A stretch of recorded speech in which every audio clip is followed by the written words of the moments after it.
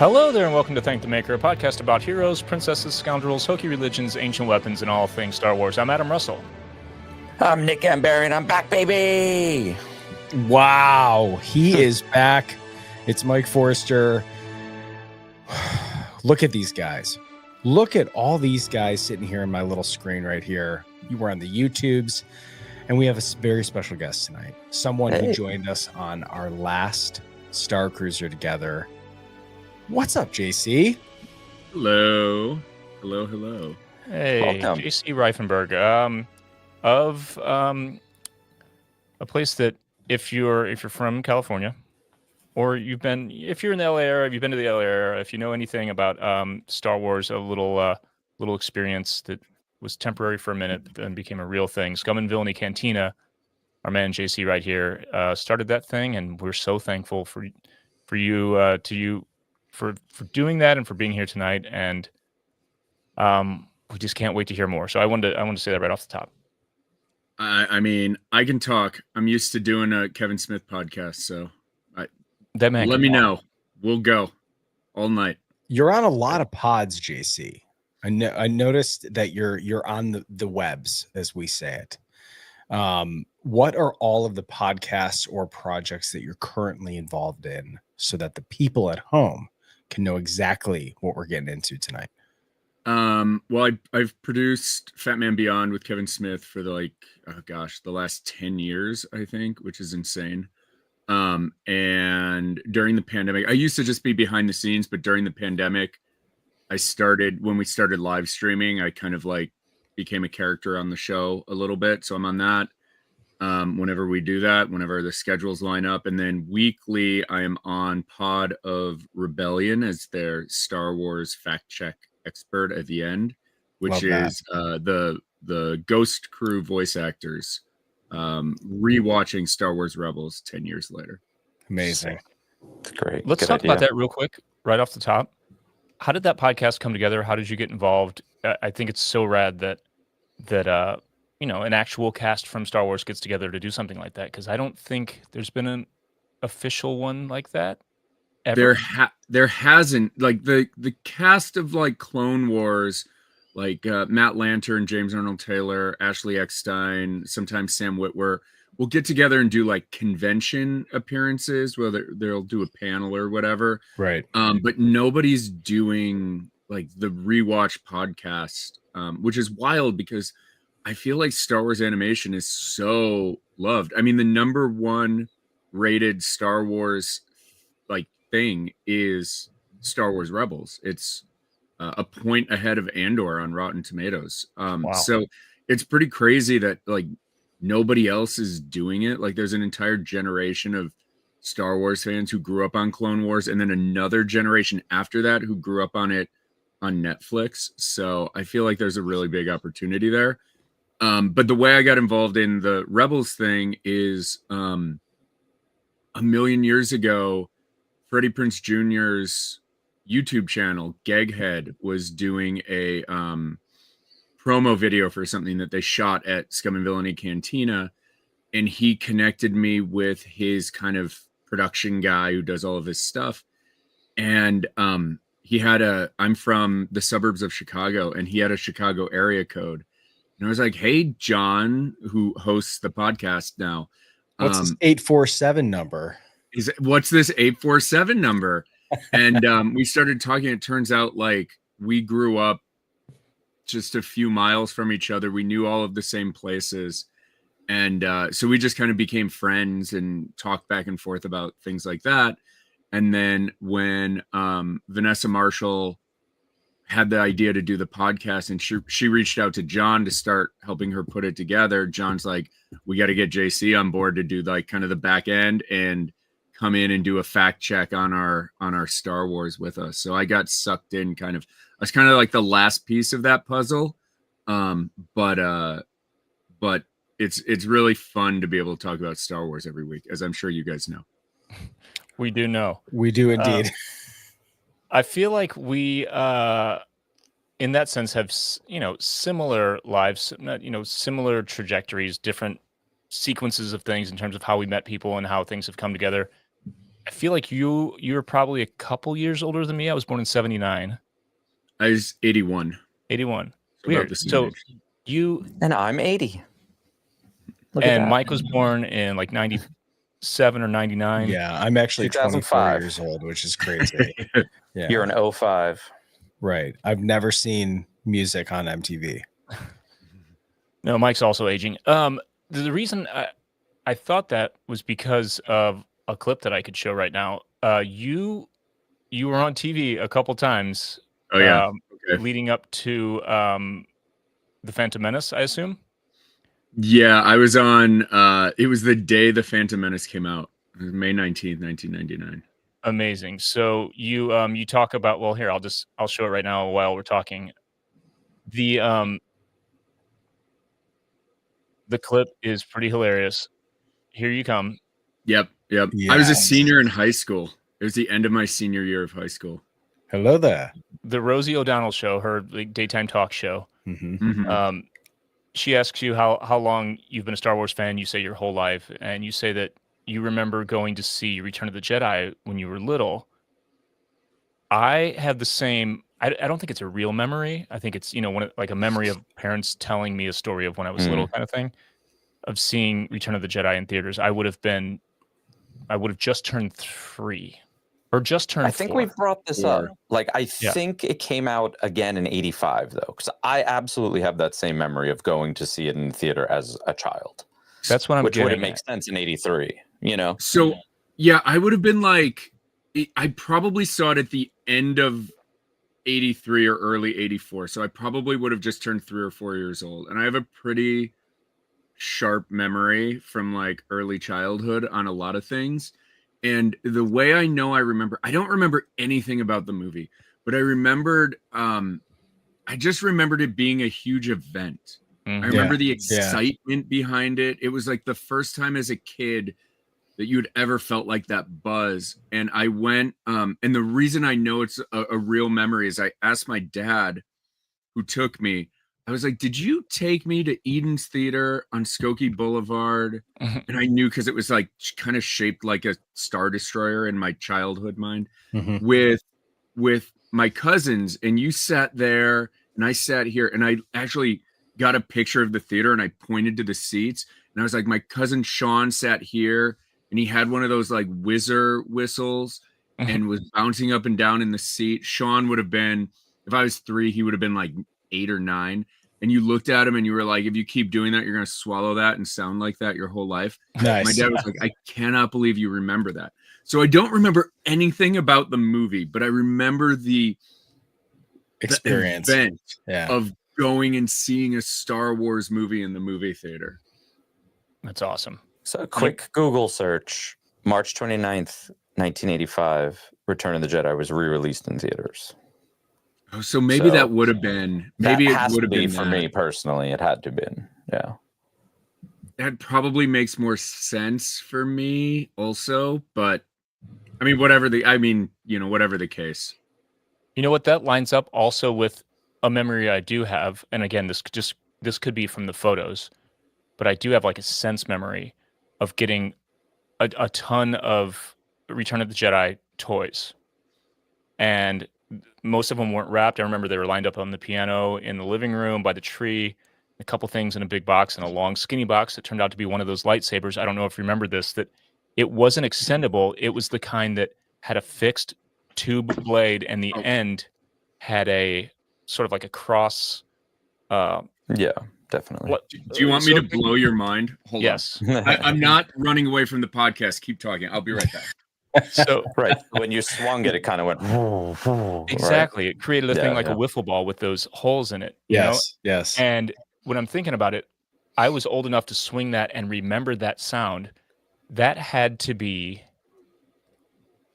There you go. Is that it? Is that one of them? Dude, no way. Let me see the end. Yeah. That is exactly it. Yep. That's exactly it. Yo, you gotta be shitting me, dude. I just got goosebumps. That is incredible. That's exactly I love this. What I got. So it had to be, I'm thinking it had to be like 85, like we're talking about, because I was old enough. I look at the pictures, I look big enough. There's no way it was Christmas '83. So this is all we're unlocking memories for each other. This is amazing. I have the same Christmas memory. I got this bad boy. Oh yeah.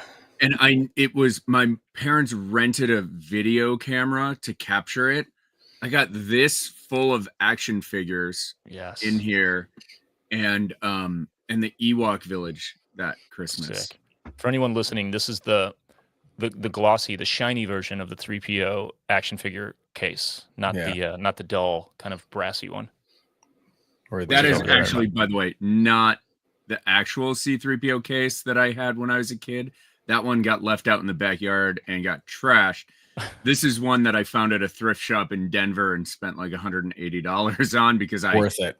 Had to relive that memory for myself. As one does. Dude, this is amazing. You mentioned earlier being the fact checker for the Rebels pod. We didn't mention that on this Rosie O'Donnell clip that we were showing that you were doing Star Wars trivia, and you claimed that you and your friend had never been beaten in Star Wars trivia. So she brought out, I guess, the resident Star Wars trivia kid who'd been on there. What was the deal? Yeah, so the backstory was when the hype for episode 1 was insane, and I'm sure people listen to this podcast who weren't even born then. But like, you have to understand that it was felt like 10 times what like Force Awakens was, right? Yeah. And everywhere you went, like Pepsi spent like $1 billion to be the official sponsors. So Taco Bell and Pepsi and Jar Jar and Watto and Anakin Podracer, Burger King, everywhere. Everybody, And so Rosie, Jar Jar Pops, continue. Yeah. Rosie had done like a week or two of like Star Wars kind of content leading up to the release week. And she kept talking about her limo driver. She's like, I live in Connecticut and my limo driver drives me in the car 2 hours down every morning. And he's just like, he doesn't shut up about Star Wars. And he's like, Rosie, the Ewoks are actually representative of the Vietnamese and the right. And so she would go on. And so she did a charity screening of episode 1 in Chicago 3 days before the movie came out. So I took all the money I had made umpiring baseball the previous summer and bought a ticket to the charity premiere, which was $500. And when we got to the theater, it was me and 3 friends. And when we got to the theater, she was sitting 3 rows behind us. So I just got up and I walked back there and challenged her limo driver to a Star Wars trivia contest. And then like she took my name down and my phone number. And then the next day called and was like, we want to bring you on the show on Wednesday. Amazing. So that's how that happened. Yeah. That's sick. So while you were in New York, is that when this next thing happened that I could play right now? Is that TRL? Yeah. That is TRL. Oh, there he is. Star Wars trivia thing. Oh my gosh, what's the host of The Voice doing? So this was 2004. This was September 12th. It was Tuesday, September 12th, 2004. And it was the week before Star Wars came out on DVD. Right. Promotional for the release of Star Wars on DVD for the first time, and Star Wars Battlefront 2 for the PS2 was getting promoted here. And this was I had worked at Midtown Comics in Times Square, which was like 3 blocks from TRL Studios, and I had just quit working there to work for Major League Baseball a couple months prior. And the owner of Midtown Comics called me and he was like, MTV was just in here looking for the world's biggest Star Wars fan. And I told them that I knew him and that you had to call them. So I did. Sure. I wrote them, like, I was interning with a movie producer at the time. So I had like wrote the proper business email introducing myself and the whole thing. And they brought me in and they asked me, I think, 20 Star Wars trivia questions to qualify to get onto the show. And she's like, we interviewed like 1,000 people over the last couple of days and nobody got this question right. The question was, and I'll never forget, I was the only person who auditioned to be on the show who got every question right. And the question I got that nobody else got. Now, keep in mind, this is 2004, so it's before Revenge of the Sith came out. Yeah. And I don't even think episode 1 and episode 2 were out on DVD yet. Oh, You yeah. had So to- it was stored in your may have just been memory. VHS. So it was like memory, or like I had gotten like, do you guys remember VCDs, video CDs?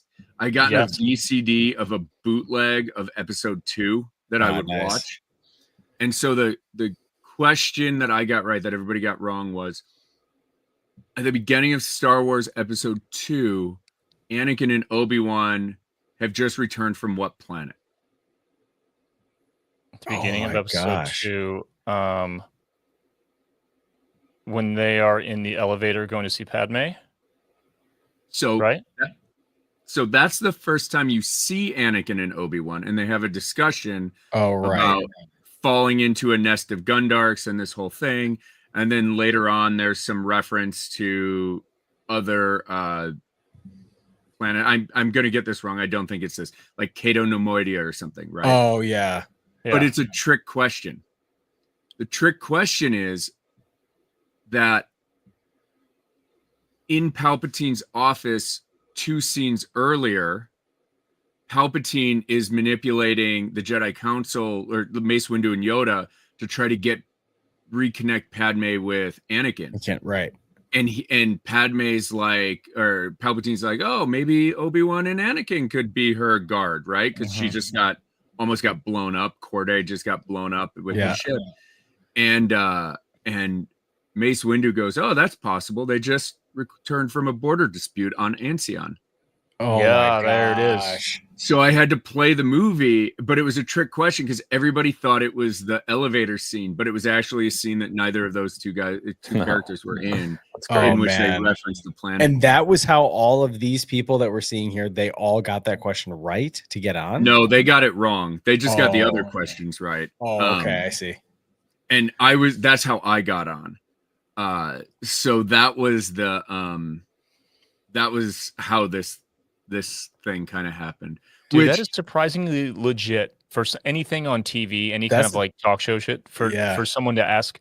Usually it's like, what planet is Chewbacca from? Like pretty pedestrian shit as far as we're concerned. So that's legit. There was some like I wrote down the other questions. Like one of the other questions I remember is like, what is the name of Admiral Akbar's ship in Return of the Jedi?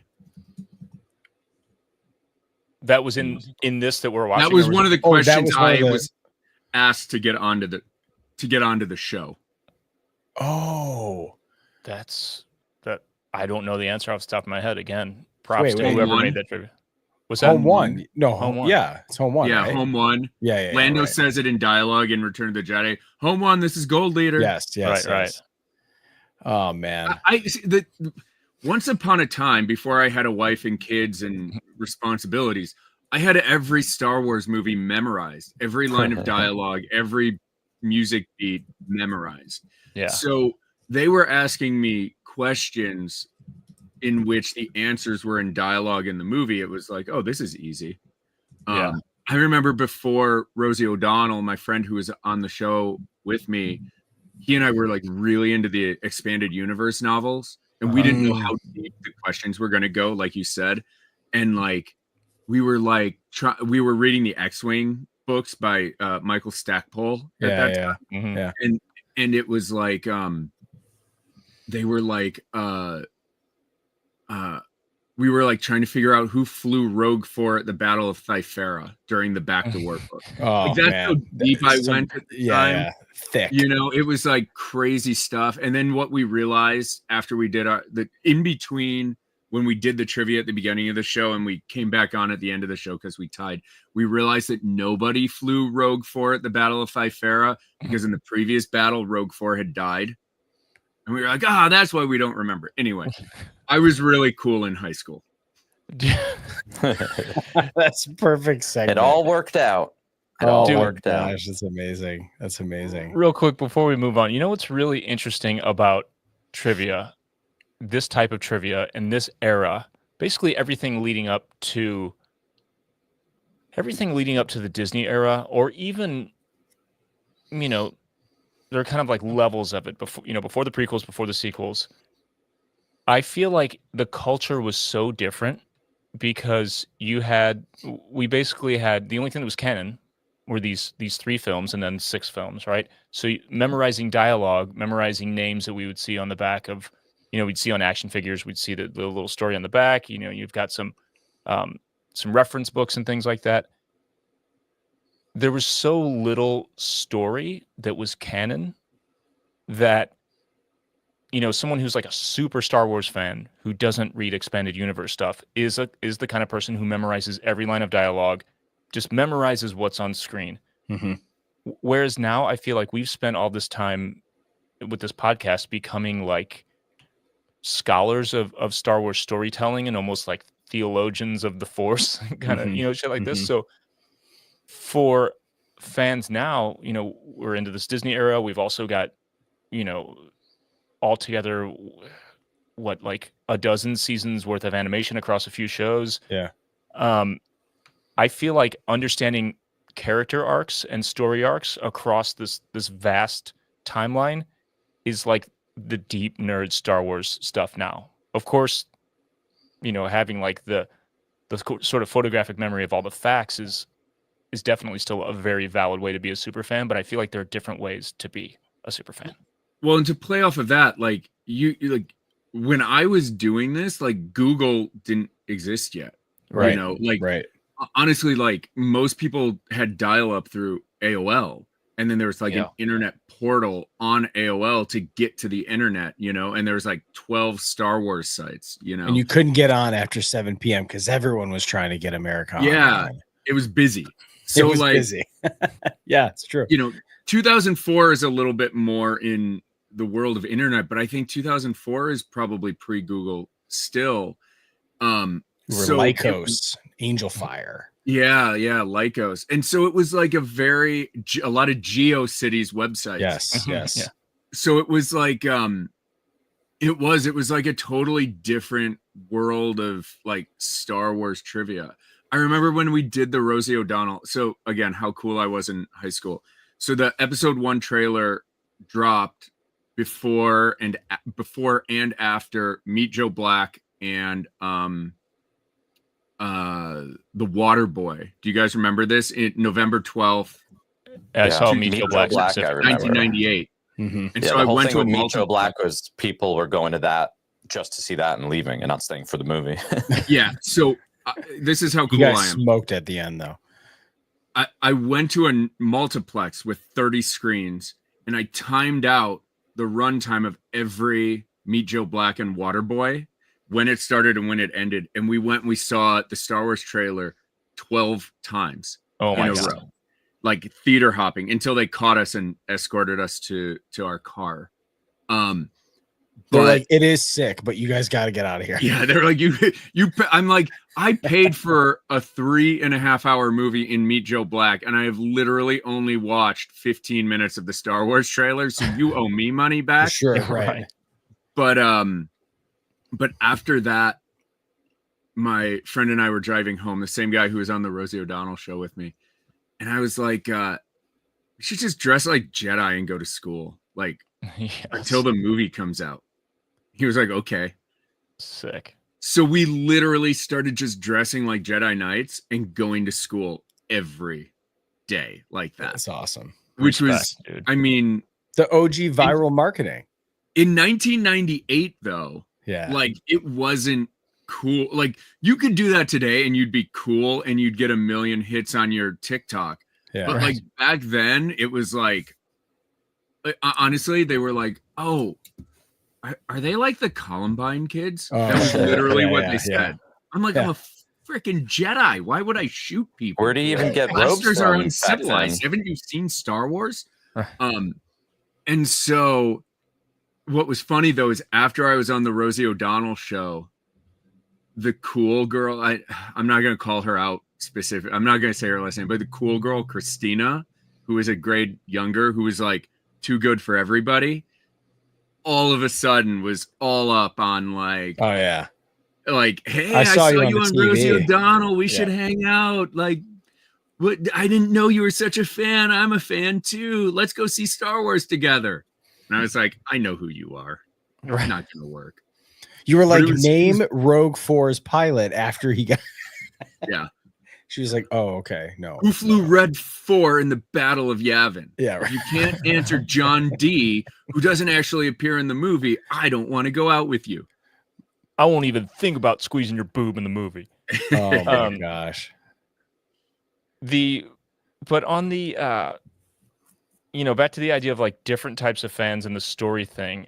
I remember when we had Nick on as a guest, when Ryan and I were just a few episodes in, Nick had watched all of the Clone Wars. We still hadn't yet because Ryan and I, much like Mike, didn't have cable for a while. Disney Plus wasn't a thing yet, so we weren't caught up on that. So like the depth of knowledge, character knowledge and things that came from something like the Clone Wars that Nick had was so cool to us. It was like, oh, this dude really knows his shit in a different way. Mm-hmm. And I think the old school, well, actually, stuff now is more like, well, actually, the real reason that Anakin turned, and then you start filling in all the story shit, which I think ultimately is way cooler.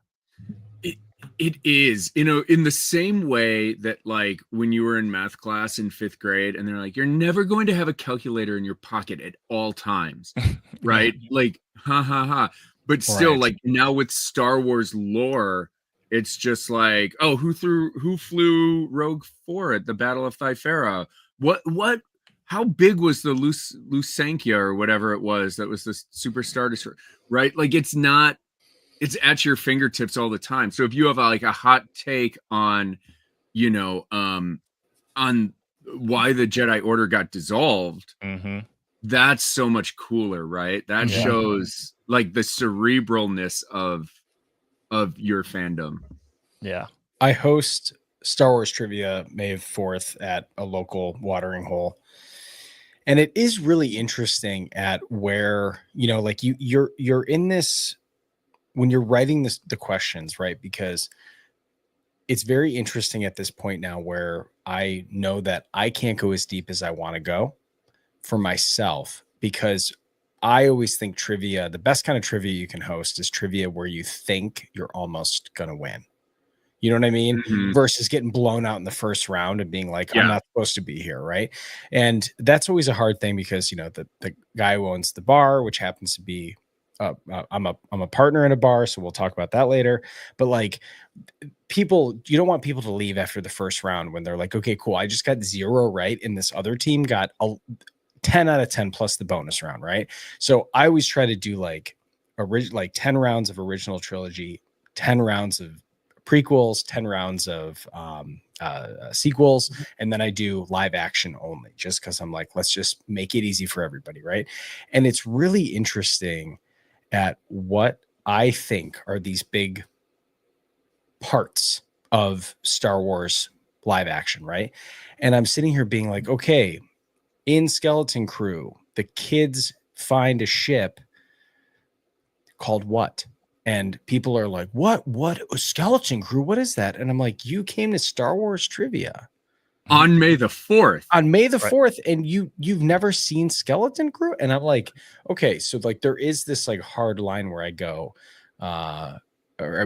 just trying to feel out. And I got one guy who's like, oh man, I haven't had time to watch it. I haven't had time to watch like Obi-Wan. I'm like, bro, Obi-Wan came out 4 years ago.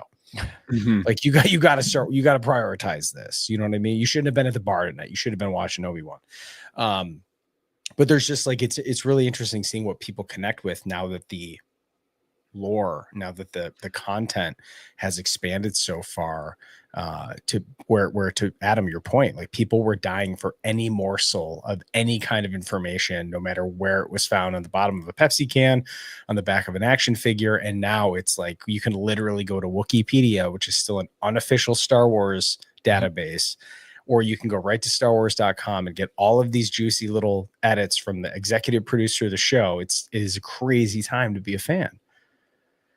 It really reminds me of, again, before the internet, if a band wasn't on a major label, finding their merch, finding photos of them, anything, especially bands that like, you know, I still don't know what Rufio looks like. No idea what those guys look like. Like pop punk bands, new metal bands, you know, like mid 90s to early 2000s before the internet really popped off. I remember searching high and low for any Deftones merch, any magazine that had a picture of them, you know, on the first album, stuff like that. And now there are bands that I love that I don't know what they look like. I don't have their merch, but I don't care because like the music's at my fingertips and that's what matters. And, you know, I feel like just fandom and culture across the board kind of for anything is more like that maybe in a lot of ways. Well, so I know you guys are like, hey, if we don't like it, we're not going to talk about it kind of podcast. And the thing that I always say, because people are always trying to get me to share controversial opinions, and this is what I have to say about all Star Wars now, is that I understand the people who are very protective of it, right? And there's kind of like two camps of people. You can be a fan of something, or you can be a cheerleader for something, right? A fan of the New York Mets, it's okay to be like, the team sucks this year, right? A cheerleader it will never say that. It doesn't matter. I'm rooting for the idea of who the New York Mets are, right? So I think both of those types of fans are okay. Where it gets shitty is when people like people our age built Star Wars into who we were as human beings. It was our identity. It was how we made friends or how we got teased or whatever it was a part of our identity. And like you said, there was only six hours of Star Wars. And then 20 years later, we got 6 more hours of Star Wars. And it was like, even then you're like, oh my God, like this is such a huge piece of who I am. You didn't want anybody to like adulterate it. You didn't want anybody to taint it or make it dirty or deviate from what you had learned and what you had done, because you had invested so much of who you were as a human being into it. We don't live at that moment anymore. There was 12 hours of Andor that was released on the back of 2 hours of Tales of the Bounty Hunters or whatever it was, Tales of the Underworld, on the back of Bad Batch season 3, on the back of Star Wars Celebration. It's like we are getting more Star Wars per quarter than we had in the first 30 years of Star Wars. So as a fan, you don't need to link it to your identity anymore. If you love Skeleton Crew and Andor, that's awesome. Celebrate those things. If you're like hard pass on Acolyte or Last Jedi or whatever it is, that's cool. Like you can just be like, hey, it wasn't for me. It was built for a different type of fan, which is awesome. It's awesome that there's enough out there that it can be built for every type of fan. I have a friend who's 23 who like loved the Acolyte. It was like her everything. And that's awesome that she can feel seen and love a thing in Star Wars the way that I loved Return of the Jedi, because I saw it when I was a kid and it was like my everything. And I grew up playing with those toys and Christmas memories, right? Like, who cares? There's so much of it. There's more than any of us can eat that is built for us. And if Visions isn't built for you, then Skeleton Crew is, or Andor is. Like, wait 3 months. You're getting something for you. You know. And there were people who probably heard of your joy of Return of the Jedi and were like, that's cool that you're into that movie. By the way, the Ewoks are stupid. Just because I don't like them, you know what I mean? And then you're and you know, like, I think in some ways, you know, that's a great analogy of the cheerleader thing, because like I think when you have critical analysis of things, right, which can say like there's things where they hit and they don't hit, but like at the end of the day, I think for us it's always has been about saying like this Star Wars universe is still my favorite thing. Like I absolutely think, we talked about it a couple episodes ago, I am in no way rushing out of my way to go watch Dune again. I loved it. Cinematic masterpiece, the sound design, the set design. Denis just absolutely crushed that whole thing. If it's on, I might watch it again. But like, I am literally I'm watching Rebels with my daughter, rewatching Andor right now, like doing the Rogue One thing. This is just like who I am, right? In this sense. So it's like, from that perspective, that's a really healthy way to look at it, of saying, I think for all of us, like we've all scratched our heads at some marketing choices. We've scratched our heads at going like, what's the, where are we focusing on content right now? All of this. So I think that's a good way to approach it. And I think that's something that a lot of our viewers have also said, especially in our Discord. It's like, people are like, hey, this one didn't work for me. Here's, this, oh yeah, come at from this perspective. Cool. And there's always some kind of positive conversation you can have about it, because you're seeing a lot of parallels that line up. And I always think that's what makes a Star Wars fan a fan. Yeah, I mean, it's like somebody made the analogy. I think it was Alex from Star Wars Explained made the analogy of like, Star Wars it's like going to a restaurant now, right? And you have this full menu of stuff, and like, I'm never gonna touch the salmon. I'm never gonna touch it. But it's important that the salmon's on the menu, because that keeps the doors open, so that I can go and enjoy my favorite buffalo chicken sandwich. So Star Wars is Cheesecake Factory now. Nice. Nice. Oh, speaking of buffalo chicken, let's talk about Scum and Villainy Cantina, because I have had a great pizza from there that happened to have buffalo chicken on it. What a Thank segue. goodness you guys have food. Truly. And before we get into the details, the history and everything, thanks for having vegetarian options, vegan options. Thank you. I know it's LA, so it's more expected, but truly, thank you. It's the menu at Scum and Villainy is very challenging, because our kitchen there is like the size of a New York bathroom. Like it is like your feet are in the bathtub while you're sitting on the toilet kind of situation. But that's something that we're constantly trying to reinvent and make cooler and provide more options. I know we don't have a ton of vegan options. Like, we've got the food in general is hard. It's hard. It's hard for everybody, in the sense of like, I do want to also say too, JC, like, as someone who I went in on one of my favorite bars, like my buddies were like, hey, we're lining up to buy this. Do we want to get a bunch of people together to buy this bar that was in our college town and everything? And I learned so much about the bar and restaurant industry in a year of just being like, damn, like, first of all, everything's going to fail. I'm like, you want to talk about people being like, hey man, the TV doesn't work in the back. You're like, the hood that vents out all of our fried food, that doesn't work. And that's going to make sure that there's smoke in the entire restaurant right now. So we got to focus on these things, right? The TV, we're going to unplug the TV and plug it back in. But the part of doing all of this is like, people's expectations can really like change how you feel about your own establishment, in that sense of going like, it is unbelievably hard to run a business now because of the costs that have accumulated. Nothing's getting cheaper. And so I just want to say, as someone who has also done this, that like, it is a blast, pun intended, for us to go to your establishment and feel welcome there, feel like we're in theme, feel like there's other people there that we want to hang out with. And so thank you for establishing and having a vision of what it was, an amazing place that has clearly been a must go to whenever I'm in the area. Well, thank you for saying that. And you probably understand, again, like, just like a simple thing to think about, right?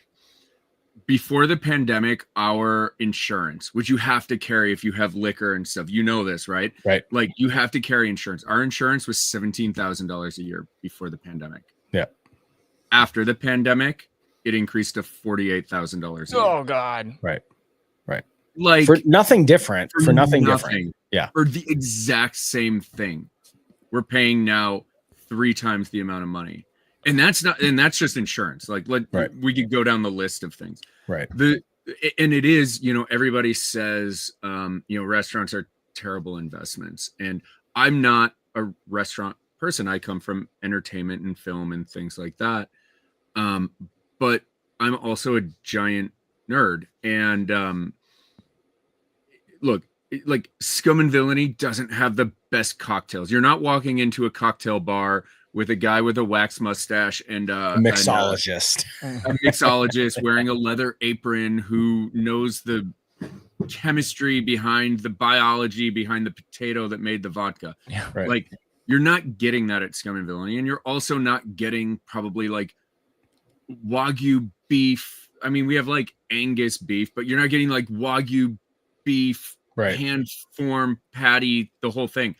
But what we really sell there, and what I really try to do is like, the way we make money is by like you buying a Blue Milk or you buying Atots or Vader Tots or whatever. Something with some margin built in. Yeah, but what we're selling, what we are selling to people is community and a sense of belonging. And we're selling it to people who traditionally find those things with their friends in their living room at home. Right. That's exactly behind what a Mosh Game Isley Master is. screen, or behind on the other side of a deck of Magic cards. Yeah. Right. Yeah. That's really, I think, where our success is, and where the way that I came into it was just like, I've been to every Star Wars celebration in the United States, including since Celebration 2. So I've been to a lot of Star Wars celebrations, and the things that I remember from Star Wars Celebration are never like, Mark Hamill said this funny thing, or George Lucas said this thing on stage, or I saw Clone Wars early, or whatever it was. Like, I don't remember any of that shit. The thing that I remember is the dude I stood in line with for 6 hours, who I'm still in touch with on Facebook, waiting in line to see Mark Hamill. Yeah. Where the guy I got drunk with at the bar later that night, talking about having stayed up all night in line to see George Lucas talk. Like, those are the memories. The memories are the community. The memories are the people. The memories are built in between the pillars of the conventions. Yeah. And then Comic-Con is an extension of that.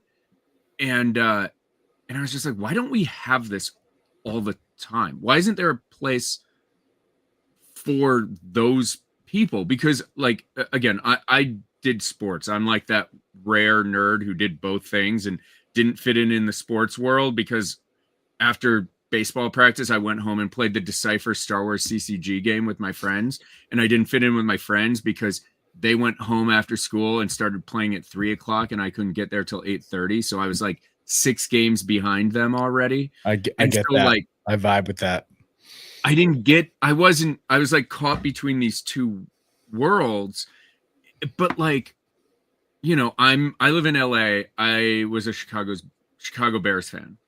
Or when I lived in New York, I was a Chicago Bears fan. I could throw on a Walter Payton jersey and walk into a bar on Sunday, and I would see people wearing cosplay who knew all the trivia statistics for the people I identified with. It was really easy to find those people in almost any bar in New York City, right? And then immediately you had common ground. Right. But like, walk into that same bar in 2004 wearing a Roosevelt Star Wars shirt. Where do you sit? Yeah. Right. How do you open that conversation? Sorry, Empire Strikes Back is my favorite. How do you feel about the Ewok? Like, is that how you start that conversation? No, it's like Scum and Villainy is a built-in icebreaker. It's a spot where all of a sudden, like, the people who were caught between that, or the people who were always over here, you just walk in and you're like, oh my God, like, I've never been here, but I'm comfortable because I've lived in this space for so long, Yeah. Dude, it's beautiful. There's something about what you said that resonates with me in a way that I don't know. I haven't heard a lot of people make this reference, but I can't remember which book it was in early 2000s. As I was like kind of firmly discovering what my belief system was as an adult. I was raised Catholic. I went to Catholic school for 12 years, fell off from that, tried to figure out, who I was and what I believed or didn't believe. I remember reading, Sam Harris or Dawkins or one of those guys in the early, one of the like the new atheists, right? And they were talking about one of the hardest things for people with letting go of religion is the community part. And they said, I don't know what's going to replace that when it finally does get to a tipping point where the majority of people don't kind of subscribe to that, but something has to replace it. And also said something like, I don't see how likely that is. Maybe that's what will make it stick around. I feel like the internet has helped us create all these little subcultures and these little communities, but it's much more rare these days to have a place that feels like your church. And places like Scum and Villainy, places like Galaxy's Edge and Rest in Peace Star Cruiser, and all these different pop-ups that are happening along with cons, I feel like are those places now for us. So thanks for building a church. Oh, thanks. I love that. I never even thought about it that way, but yeah, I mean, kind of, right? It's yeah, I mean, here's the thing. It's like it used to be like a movie theater, right? But you would go and sit in the dark. You can't meet people at a movie theater. I always talked about like movies are like the traditional first date that you take somebody on. And I was like, that's such a terrible, crappy first terrible date because first you don't date. have an opportunity to talk to the person. You spend 3 hours with the person, but you can't talk during the movie. I always thought, again, like a baseball game was the best first date because you have nothing to do but talk. And if there's any lull in the conversation, you just turn and you watch baseball. And unlike basketball or hockey or football, baseball is paced in such a way that you can engage with the sport and then disengage and engage with the people you're with and without then missing too much. Yeah. But it is like, again, Scum and Villainy is that way where like I've told this story a bunch, so I'll keep it short, but like I think I know 15 people who have met at Scum and Villainy who are now married. I know several of them who have had children. I got a message, like the stuff that makes me like to this day tear up is like I got a message from a guy towards the end of the pandemic in like 2021 who was like, hey man, he tweeted me. He was like, hey man, I was on a flight to Hawaii and I was at LAX and I had like a 12-hour layover and I asked the TSA guy, where should I go if I can go to one spot in Los Angeles? And the TSA guy said, go to Scum and Villainy Cantina in Hollywood. And he goes, I took a cab to Scum and Villainy in Hollywood and I sat at the bar and in April of 2019 for the last season of Game of Thrones, we reskinned the whole bar and it looked like something out of Westeros, right? He's like, I sat there looking at the weirwood tree from Castle Black. Or no, Castle Black. From King's Landing, right? No, not King's Landing. You guys are both failing Game of Thrones trivia right now. No, what's the North Country? Yes. Where the dire wolves. Weirwood. Come on, chat, help us out. I know Jason we're dying says Winterfell. Yes, Winterfell. Yes, Weirwood yes. tree in Winterfell. And he sat there and he's like, this woman sat next to me. And we just started talking about Game of Thrones. And we traded numbers and she went home to Minnesota. She was like on her way moving back to Minnesota from Los Angeles. I went on to Hawaii. And during the pandemic, we just started texting each other. And he's like, I just moved to Minnesota because we're engaged. And I was like, that's so crazy. Now here's where it gets even crazier. 6 months ago, I get Scum and Villainy gets tagged in a Facebook post on some like blog, like mom blog or fitness blog or whatever. And it was like a woman's blog. And it was like, sound off in the comments with the strangest way you met a partner. And the woman whose now husband had tweeted me in 2021 told the story from her perspective as a response on this blog. And I was like, dude, that's like, the force. Yeah, that is the how force. cool is that though? Like, my wife and I talk about legacy, and like I went into filmmaking because I wanted to I love Star Wars so much. And I was like, Star Wars speaks a human language, a universal language. And I want to do something. I want to leave behind something, a story that speaks this human language, right? Like whether you spoke Japanese and didn't understand a word that anybody said in that movie, it still resonated with you the same way it resonated with the four of us who understood everything that everybody was saying, except for maybe like, traveling through hyperspace ain't like dusting crops, boy. That was precise calculations, fly. Yeah, But like, that's what I wanted to do. My wife is a bar and restaurant designer, and she wanted to do something similar with a restaurant design. Like, I want to leave something behind, like, that's beautiful, like the Trevi Fountain or something like a Frank Lloyd Wright house, right? And what's wild is like in our individual quests to create legacy. And now, like, of course, we have kids, and that whole thing, once you have a kid, is silly, right? Because you're like, oh my God, this is the legacy. Yeah. But like Scum and Villainy, in a way, is like there are people who met because they were there, and like they were standing on common ground, and they never would have talked to each other, and they met there on, like, Brian and Ashley, who have a YouTube channel, Always Believe, met on May the 4th, 2017 at Scum and Villainy, and took a picture of the moment they met. She was dressed as Jyn Erso, and he was dressed as like Anakin or Han Solo or somebody. Yeah. And she went up to him. She got the courage up. She pounded a drink, got the courage up, and asked him to take a photo. And so the moment they met, they have a photo of. Fast forward to 2018, May the 4th, Brian and Ashley show up, take a photo in the same spot. And they're like, hey, we just wanted to take a photo here. We just moved in together. We just signed our lease papers and came here to celebrate.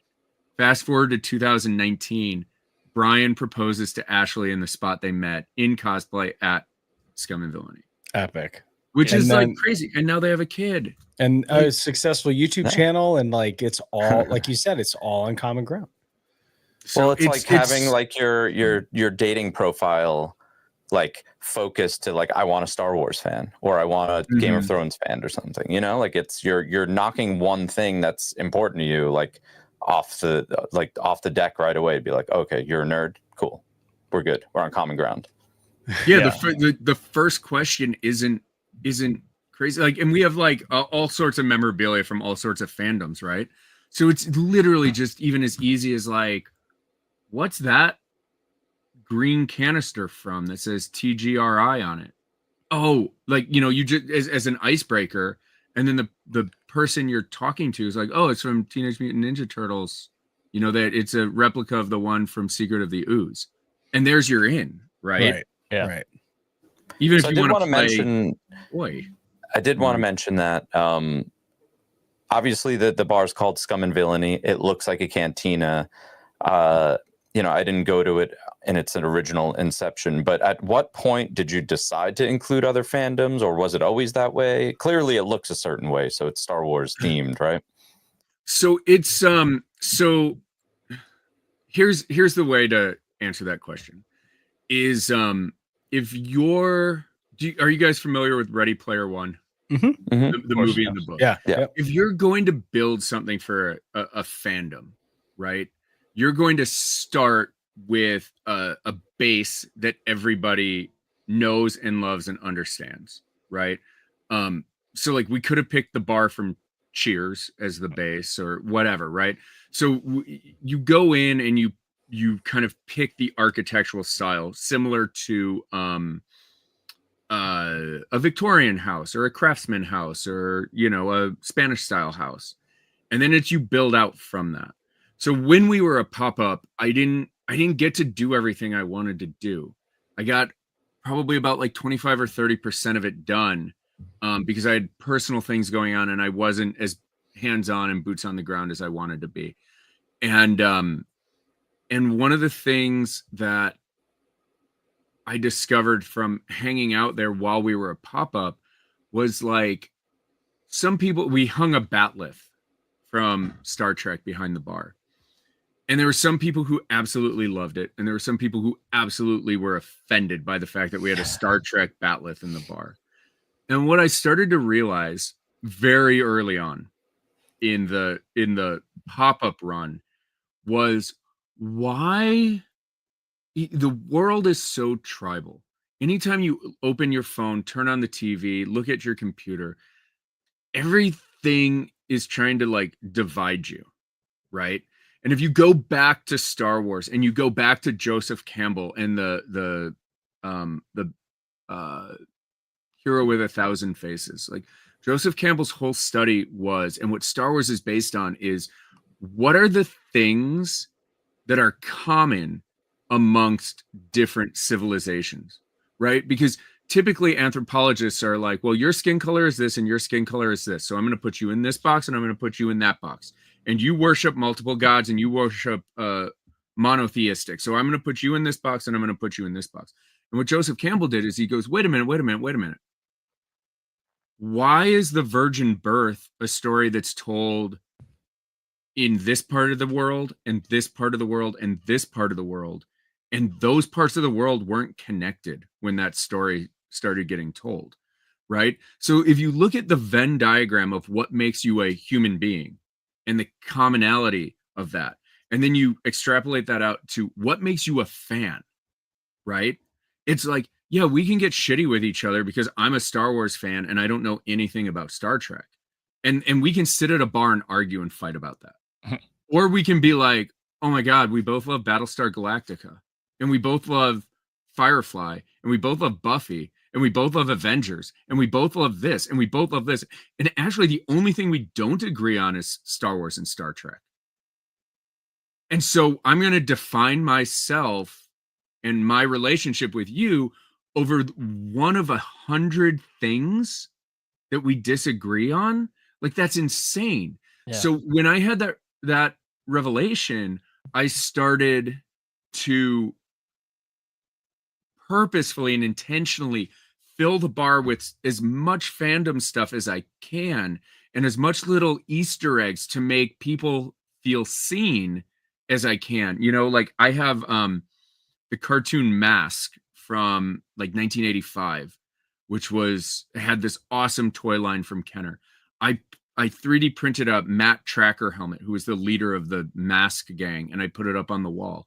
My wife is like, what are you doing? What is that from? That's so weird. Like, what are you doing? And I was like, there's going to be like 1 out of every 1,000 people who comes in here who's going to see that on the wall, whose jaw is going to drop and go, that cannot be a life-size replica of Matt Tracker's helmet from Mask. There's no fucking way.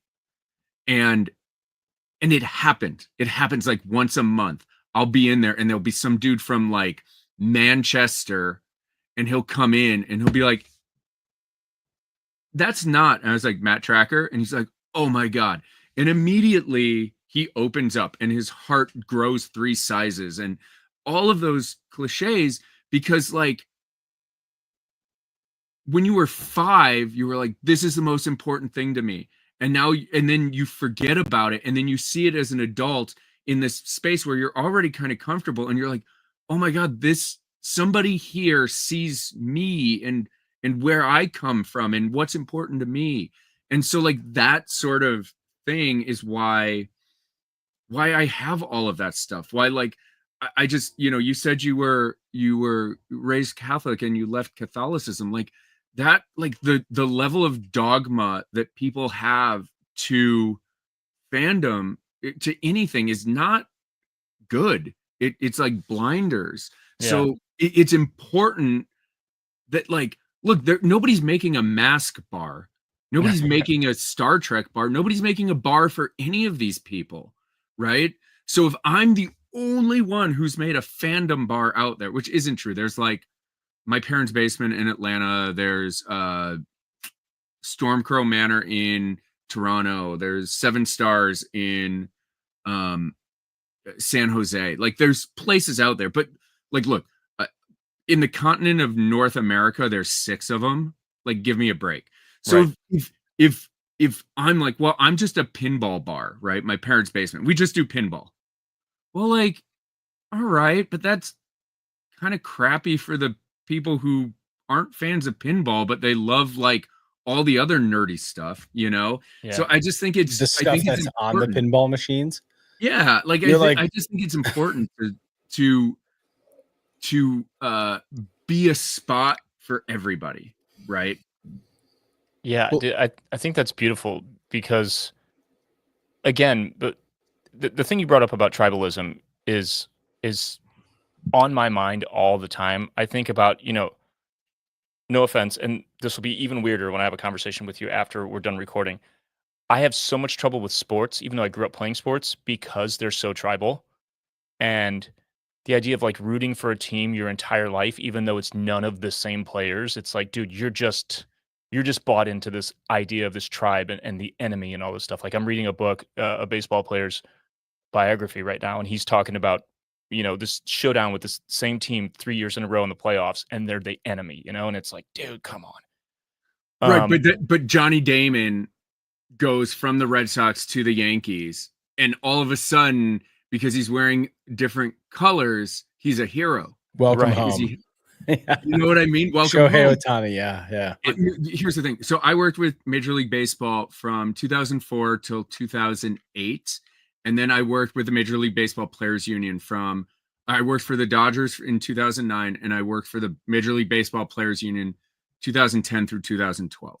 So I have a lot of like sports behind me in a job and a professional setting. And I'll share a story with you about David Eckstein that I can't tell publicly afterwards. Okay. But ultimately, I feel the exact same way as you do, because when people ask me now, like, oh, what's your team? And I was like, to me, that's similar to asking, like, who do you root for to win in commerce? Sears, Walmart, Target? Like, you're rooting for a corporation. Yeah. No, at an individual player level, I will root for players because in order to be a professional baseball player, you have to have a level of commitment and talent and all of the and competitiveness that is like otherworldly. There's less than 21,000 professional baseball players in history across the entire sport.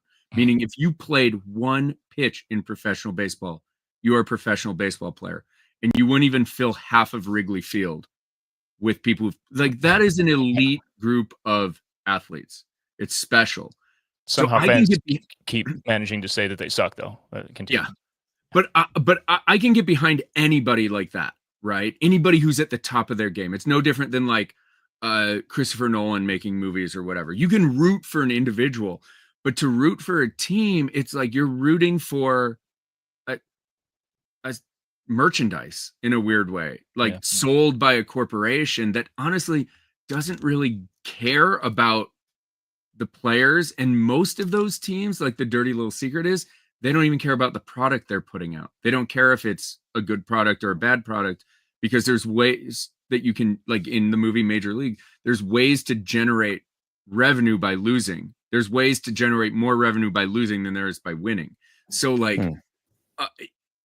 it's now like, look, I've I've totally lost the audience by going deep into sports, but it's, it is like that again in geekdom, in politics, like, like your next door neighbor is not the bad guy. They're your next door neighbor. They're going to be the ones who, like, if your house is burning down, are going to call 911.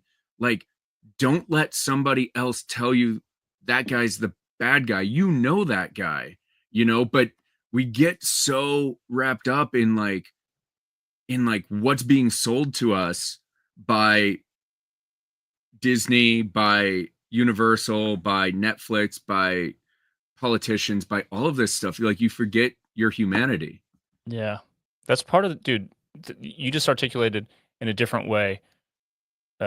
You helped me by articulating even more why I get so upset with toxic fandom. Even people just expressing that they think something sucks. Like, dude, why did you expend the energy to tell me that that sucks when I was just saying that I like it? Like, why? We love the same shit. Let's talk about what we love. And I think of it, I've referenced this a few times. I read this blog post, like a Tumblr blog post by Pete Wentz in like 2006 or something. that was all about his thesis was essentially we should spend more time sort of rallying around things we love rather than things we hate. And that's in some way become kind of the thesis of this podcast. Because it's more powerful and it's more fun. Hating on shit is just boring. Like, man, people are weird. Human beings are weird. Pete Wentz and Patrick Stump, both neighbors of mine growing up. I didn't know them. They were like one town over. Oh yeah, Chicago, right? Same age, Chicago suburbs. They came up in Wilmette, and I was like the next town over. Wow. That's pretty Midwestern right there.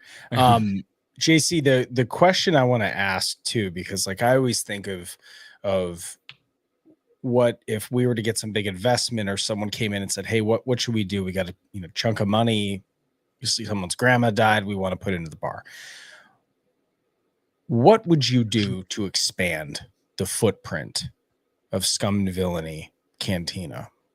Would it be we're going to build more technology, we're going to build bigger serving spaces, we're going to build new locations? Like what is the next thing for Scum and Villainy? So we were all on Star Cruiser together, which I think I've Star Cruiser was a transformative experience for me. Same. And again, I don't know if I've talked about this publicly, but like when I went on Star Cruiser, our friend Justin, when it was closing, I sent him my credit card number, and I was just like, whatever it takes to get me on the Star Cruiser before it closes, I don't even care how much it is. The little boy growing up who dreamt about a thing like Galactic Star Cruiser would murder the guy who's made a whole career talking about his fandom. Like I can't miss it. I don't care what it costs. Yeah. And Justin and his wife Naomi were able to get me on the same voyage that all you guys were on. And it was, and I know people gripe about the price, but really it wasn't. I'm not even going to go into it, but it's like a cruise ship. The first person who goes on is $5,000 for the room. And then each person you added to the room was only $500, right? And so I had two of my like very best Star Wars friends who could not afford to split the $5,000 room with me. And I was like, I'm spending this $5,000 no matter what. I want you guys there with me to experience this with me. And even if it costs $20,000, my hope is that spending this time with you guys in this magical, immersive place, I will feel for one moment inside, for a fraction of a second, the same way I did opening my Star Wars toys in Christmas of 1984. Right? That was my goal. That was the quest that I wanted, why it was so important for me to go on Star Cruiser. And what's wild is like you do these things with this expectation. And I did not ever in Galactic Star Cruiser for one moment forget adolescence and the body armor and that I was 42 years old when I went on it and all of that stuff. Like I was still an adult. I had still done all of this stuff. My imagination was still what it is. But what I discovered was that by pretending to be a stowaway smuggler on a spaceship with a guy who is a lost Jedi, with a guy who is a pilot, with the guy who is this, is that you, all actors know this, but like you put on this mask and all of a sudden you open up your heart to all of these other people.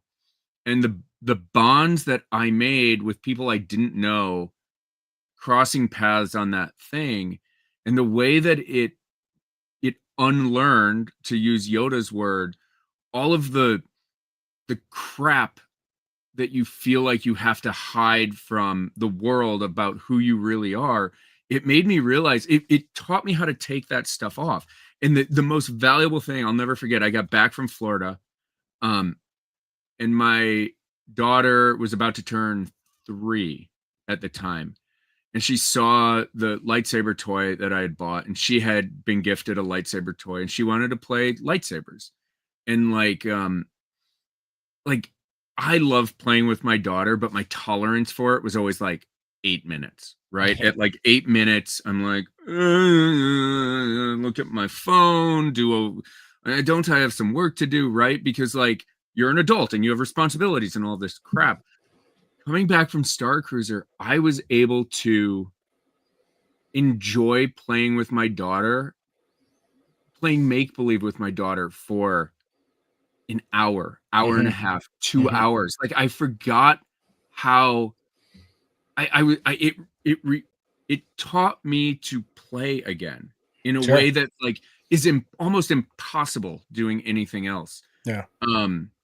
So what would I do with Scum and Villainy? That's a really long pretext to what would I do with Scum and Villainy if I could do anything. I think the first thing is expand the footprint, make it more immersive, make it more interactive, add the elements of Star Cruiser that required you to work together with other human beings that you don't know. Those are all things that I think, like you walk into the space and you're comfortable and you're at ease because you're familiar with the architecture and the way it looks. Right. But to really drive home the fact that you can make friends here, like you can make friends that you don't know you need here very easily. So doing things that generate some of that sort of thing, team building exercises, all the stuff that Star Cruiser did. Then I would put them in, I would spread them out. Let's get an outpost. Let's get a Scum and Villainy outpost in Nashville. Let's get a Scum and Villainy outpost in New York City, Atlanta, Boston, Chicago, Denver, London, Toronto, San Jose, Silicon Valley. Because again, that is like, we're lucky in LA. We have tons of stuff in LA. We have the best comic book shops. We have the best board game stores. We have Disneyland right down the street. Like we have all this stuff. We're lucky here, but I need that like perfect flagship to be the bedrock of all the little satellites that shoot off in all the different directions across the country and across the world. And I think that, again, I come from a TV background. So all of those places get networked, right? When you walk up to a computer screen at lunch on a Saturday at Scum and Villainy Nashville, you can push a button and open up the computer screen at Scum and Villainy London and have a conversation with a British guy or a British woman who is enjoying a pint of beer while you're having bacon and eggs, and talk about what you thought of the last episode of Andor or the reboot of Jurassic Park that just came out or whatever it is. Like, again, like finding a way to connect people at a human level while everybody's playing make-believe, I think like in a weird way, like is what the world kind of needs right now. Sure. And so I think that would be the dream. More Scum and Villainy, a new additional Scum and Villainies. Additional Scum and Villainies and a new Scum and Villainy that achieves what I wish it had been able to achieve when we opened in 2017. I said I had a personal thing. Like we announced Scum and Villainy in August of 2016. And then literally the next week, we went viral everywhere. Sure. Everywhere. It was crazy. The next week, my mom got diagnosed with brain cancer. And I'm not going to go through the whole story, but like I basically came up with the business plan for Scum and Villainy and launched the ticket sales and did all the PR and did all of that stuff from a hospital room in Evanston, Illinois. And I got back because my parents were divorced. So like I would spend a month with my mom, and then my sister would fly out and spend a month with my mom, and I'd be in LA with my wife and trying to get things moving here. Also, you guys are all music people. I was on tour with 6 a.m. and Nikki Sixx in that time too, doing social media videos for them. And so like what was wild is I was living my dreams. I was going to open this nerd spot. I was on tour with like one of my favorite musical artists of all time doing social media videos. It wasn't Motley Crue, who's like the band that I wanted it to be with, but like, I'm still on a tour bus with Nikki Sixx, right? And I'm living my dreams, and then I come back from tour or I come back from LA and I'm living my nightmare watching my mom get worse and worse and worse every day. And so like as Scum and Villainy was getting built, I wasn't here. Like my feet weren't in LA until we opened in April, and I walked in and it just wasn't. And if you look at some of the early reviews, that's what they say. Like it didn't feel authentic, and it didn't feel authentic because the authenticity, me, wasn't there to say like, no, the waitress shouldn't be just some big-breasted woman wearing a Chewbacca onesie. Like it needs to be like, this needs to be real for people. 4 arms. She needs to be able to pour a beer into your head. Yeah, like at least dress them like Gargan from Jabba's palace. Come on. And so for 8 years, I've done my very best to take what we had and get it and push it as far as I can, which I think I have. I think I've pushed where we're at as far as I can, but I still feel like it's like 70% of what it should be and what I had dreamed it to be. So how close are you to achieving that goal? Or the next step? Close. Whoa. Close. Oh. So I can't share specifics, but I'm close. I'm very close on taking the first steps to make things happen. So yeah. And look, like there's a nice thing. We've been around for 8 years. There's a nice thing about not trying to do something before you're ready. Sure. You know? Sure. Like 10,000 hours makes you an expert. And like, I've spent 10,000 hours at Scum and Villainy talking to people. Like I've made mistakes, big mistakes. You know, we did a 24-hour live stream for May the 4th, 2020. And we had like Ahmed Best and Sam Witwer and Kevin Smith and Todd Stashwick and Jennifer Murrow, who wrote a lot of the Star Wars Forces of Destiny, and Claire Grant, who is a voice actor on Clone Wars. Like we had all these big name people doing these big name things. And I released a Coachella knockoff poster. And in my head,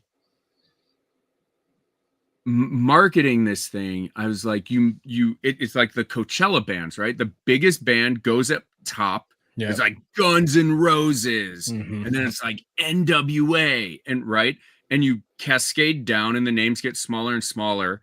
And again, like at that time, I was a 39-year-old white guy, and so the majority of celebrity names I knew were other 40-year-old white guys, Kevin Smith and Kyle Newman and Todd Stashwick. And so this poster came out, and in my head, I am doing a marketing exercise in which, like, yeah, I had Chloe Dykstra interviewing her dad, John Dykstra, but like people didn't know who Chloe Dykstra was at that point. People knew who John Dykstra was. Some people knew who John Dykstra was. That's the other thing. Some people. Yeah. And if you're listening at home, John Dykstra is the guy who invented the special effects for A New Hope. Before it was called A New Hope, it was called Star Wars. Right. Founder of ILM, right? So I released this poster, and it's a bunch of old white guys on it. And I was trying to do something for the community that was really cool, that I like called in every favor that I could with everybody who was connected to Star Wars that I had met over the years, and put this whole thing together. And the comments that I got were women don't love Star Wars, people of color don't love Star Wars. Mm-hmm. And like, it's called a blind spot for a reason, right? Like my network of people was, I wasn't hanging out with 25-year-old influencer Star Wars women, right? Like, I'm old, I'm married. Like, I am of the era of fandom when you didn't talk about your fandom.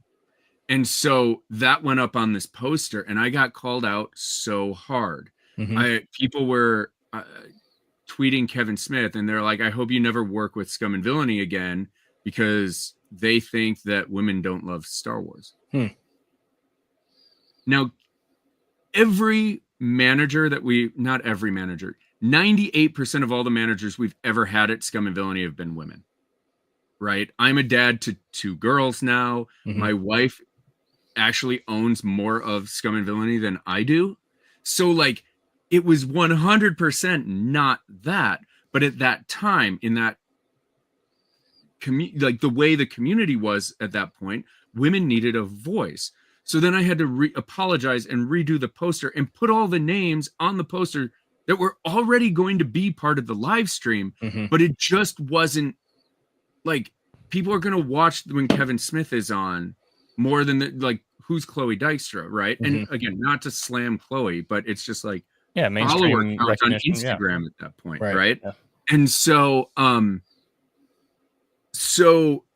like I've learned some things the hard way, right? Where it's like I have in my head what this is, but I need to like make sure, which by the way, I sent the poster to Nerdist and the editor-in-chief and the woman who wrote the article were both women and neither one of them caught that on the poster, but both of them knew me and they knew what my intentions were. So like now after going through all of this crap, like I feel more ready to take on a bigger stage, to push this community to a make it bigger than just like Los Angeles. Bigger, more inclusive. Now that you've had one hand chopped off, you're ready to go back. Faster, more intense. Yeah.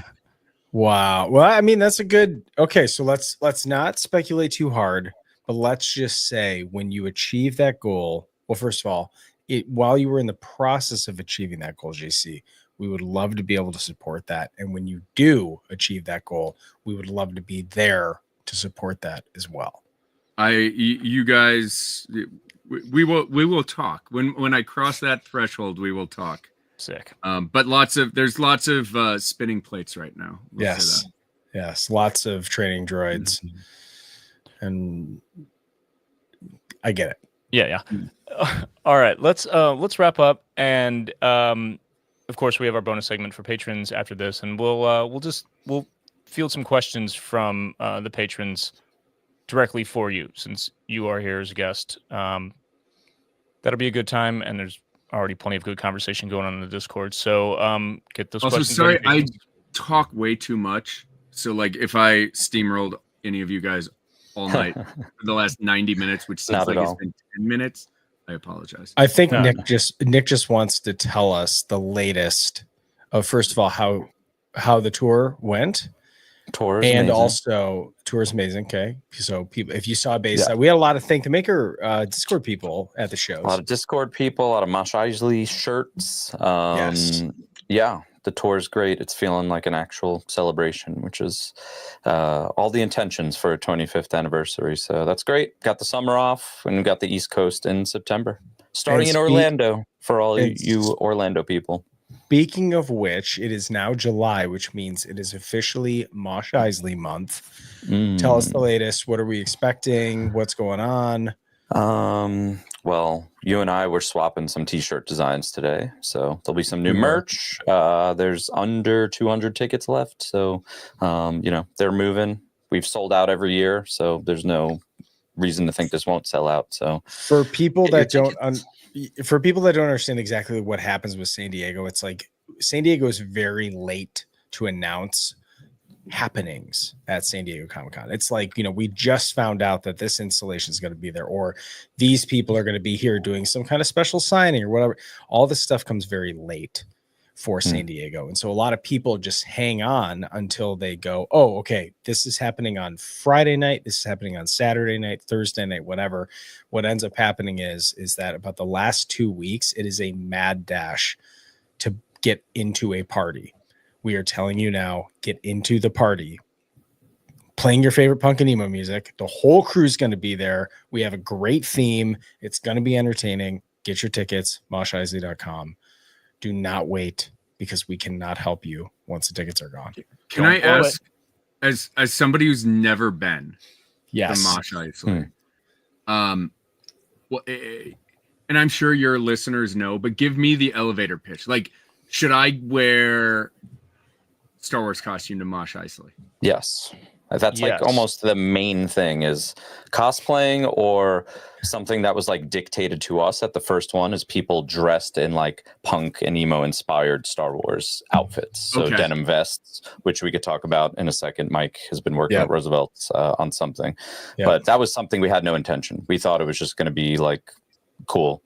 There's some fans of our podcasts with all the ones that we work with and stuff like that. People are going to come hang, but people dressed up. And from that point, we were like, wow, they want something that we didn't even intend it to be, which is like they want to dress up. They want to put rock and emo inspired cosplays together, and also just punk outfits that have Star Wars patches on it. But there are people who come as punk rock C-3PO or punk rock Rey or whatever, So, so it's a Star Wars themed emo night that has organically created its own subculture of mashup costumes and things. And we, I wouldn't say we perform, but we do it like an emo night. There's a lot of energy on stage, and we incorporate some story bits. So a little bit of theatrics, but the general vibe is just like, a Cantina hour that just erupts into a full-blown Star Wars themed emo night for the last few hours. Sweet. Has anybody done, so my mind immediately goes to Star Wars Visions Season 1. There was the episode about the band. Star Waver. Yeah. Has anybody cosplayed them? Not that I know of. No. I think Dano had like a variation of like he took the band. I think he like made a band logo for them, or logo, and he like put it big on his back. So I'll put it out to any of your people. If any of your listeners are like, hey, we need a fourth member of that band, I'm game to try to cosplay one of those guys. There we go. Awesome. There we go. Get JC on your team. Well, Nick, I don't know. You want to introduce this bit? We got a fun little thing that we're teaming up with Roosevelt. Well, yeah, I'll introduce, and you could take the reins, but we have, I guess I have to watch my words here a little bit, but we do have something coming out with Roosevelt's tomorrow, which is great if you are attending Mosh Isley and do want to put together a denim vest with a bunch of patches on it, or however you want to, put, pins, patches, punk spikes, whatever it is. There's going to be roughly 100, I want to say, faded black denim sleeveless punk vests that Roosevelt is releasing tomorrow. So that'll be at 3 p.m. Eastern. And I know you work closely on a lot of the design, so take it away, Mr. Forrester. Yeah. Thank you so much, Nick. Thank you for having me.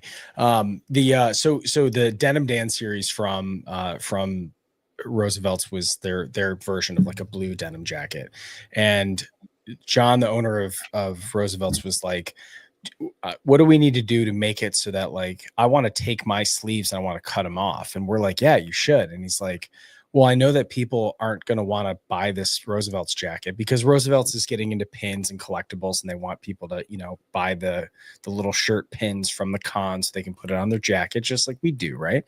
And he was like, well, I don't think a lot of people are going to want to like cut the sleeves off and dye their own jacket after they just bought it. And so we were all like, well, what if we just like, let's do a black denim vest? All right, boom. Well, we need patches to go on it. So I designed about 20 different patches, and tomorrow, technically today, based on what I'm seeing, but July 2nd, at 3 p.m. We're dropping the link so that our crew, Mosh adjacent people, look in our Instagram channel, look in our Discord. We will put the link up early for those people specifically who have attended Mosh, who are coming to Mosh, so that you can get one. Because when you want to support your friends, Roosevelt's has been a huge supporter of Star Wars. They've been amazing at every con, and obviously they've supported independent podcasts like ours. And so to really be able to kind of like just help them kick this thing off is awesome. So you're going to get a 5-pack of patches. It's going to come with the vest, and then there's going to be a bunch of different options that we designed, with more coming throughout the year. So as you kind of, as more events are happening and you're going to different conventions, we're going to try to add more patches so that you'll be able to pick the ones that you want, add them to your vest, just like you would on a punk jacket. Like you said, Nick, spike them, stud them, do all the things you want to do, make it yours. But you asked, Roosevelt's listened. Let's punk it up. This is the way. All right, we're wrapping up. Patrons, we'll see you in a few minutes on the in the bonus segment. JC, thanks again for being here, dude. We appreciate it so much. Oh my God, it was so much fun. It literally felt like 10 minutes to me. Like we said before, shared ADHD. We get each other.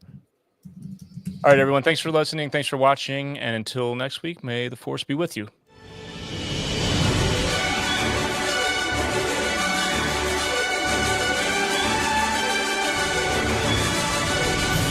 Thank the Maker is produced by Adam Russell and Jason Chiodo, and edited by Jason Chiodo. If you enjoy the podcast, you can support us by leaving a review on Apple Podcasts, Spotify, or wherever you listen. Or you can support us directly at patreon.com/thankthemakerpod, where you can get access to our Discord server, exclusive content, exclusive merch, and more. Our patrons literally make Thank the Maker possible.